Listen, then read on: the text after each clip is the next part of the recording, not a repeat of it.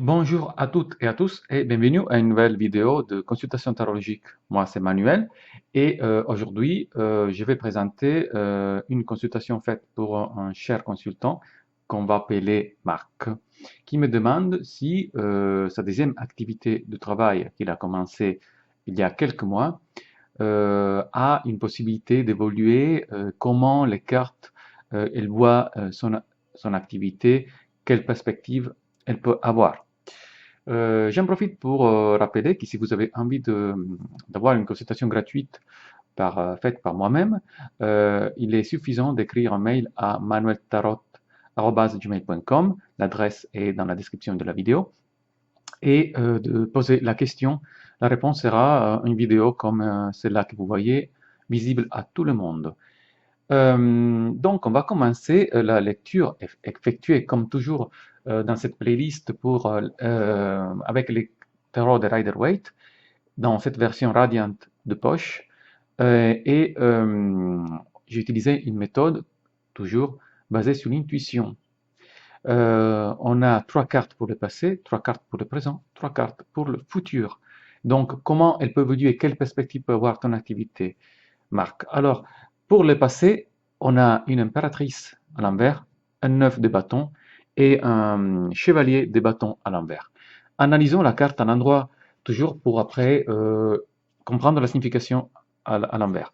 L'impératrice, c'est une carte qui représente la tête, l'esprit, les idées, le projet. C'est un 3, donc ça veut dire une rupture de l'équilibre par rapport aux deux, à la carte précédente. C'est un nouvel élan, une nouvelle idée, mais la carte est à l'envers. Donc ça me suggère tout de suite que quand tu as commencé cette nouvelle activité, tu n'avais pas vraiment d'idée, tu n'avais pas vraiment de projet. Tu t'es un peu lancé sans savoir où tu voulais aller. Et le 9 de bâton avec ce garçon qui peine à se tenir debout sur son bâton avec 8 bâtons derrière, mais signifie aussi que peut-être tu étais aussi fatigué. Tu as déjà une activité primaire qui est celle qui te donne, disons, la possibilité de vivre d'un point de vue économique et financier, et qui était probablement fatigante. Et ajouter une deuxième activité était compliqué à gérer. Non seulement, on a aussi un chevalier des bâtons à l'envers.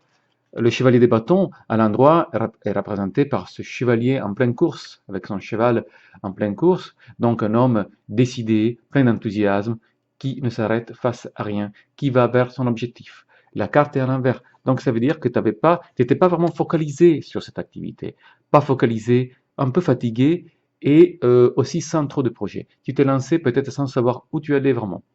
Et aujourd'hui, dans le présent, on a un 2 de denier. À l'envers, une reine de denier et un 6 de coupe. Regardons le 2 de denier à l'endroit, c'est un homme qui peine là aussi à se tenir debout, et donc il risque de faire tomber les deux monnaies. Ça représente parfaitement ta situation, parce que toi, tu peines à gérer deux activités en même temps. La carte est à l'envers, donc ça veut dire que cette peine, cette difficulté, en quelque sorte, elle est encore là, mais tu es en train de comprendre, tu es en train de faire, disons, expérience de tes erreurs. Ok, donc maintenant, voilà que tu es caractérisé par une reine de denier. Regardons la reine, maintenant elle est assise sur son tronc et elle tient dans ses bras sa monnaie, donc elle gère beaucoup mieux la situation, elle est beaucoup mieux organisée. Donc effectivement, t'as appris par tes erreurs et maintenant tu t'es beaucoup mieux organisé par rapport au passé concernant ton activité. Le 6 de coupe me donne un détail sur celle qui est ton activité. Regardez cette scène, on a déjà vu cette carte, c'est une scène très paisible. Il y a un enfant qui donne une coupe pleine de fleurs à une jeune fille.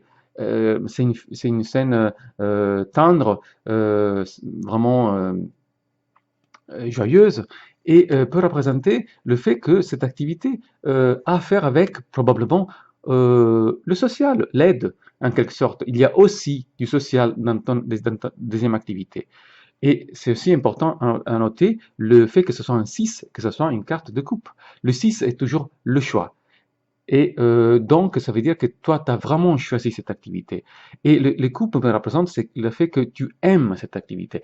C'est l'activité que tu veux vraiment faire. par rapport à ta première activité, qui est la plus importante d'un point de vue économique, celle-là est l'activité que tu aimes vraiment.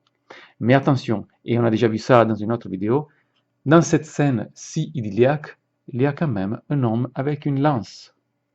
Donc il y a quand même un souci dans ton activité que tu adores, que tu aimes faire, que tu fais avec passion. Il y a quelque chose qui ne te rend pas totalement heureux. Et qu'est-ce que c'est cette chose? Regardez, ça c'est la magie des cartes. Les cartes elles mettent la loupe sur cet homme avec la lance. Et si c'est une petite homme avec une lance ici, ça devient une vraie carte, une 3 d'épée dans ton futur. Une 3 épées qui percent un cœur. Donc, il y a vraiment une difficulté, il y a vraiment une peine, il y a vraiment quelque chose qui te dérange.